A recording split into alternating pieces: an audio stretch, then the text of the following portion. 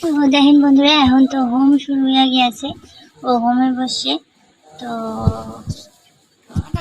ওর দুজন private tutor sir আইছেন already, এখন উপস্থিত আছেন একজন, আর আরেকজন পূজা দিয়া চলে গেছে আরেক জায়গায়, ওনার নিমন্ত্রণ ছিল।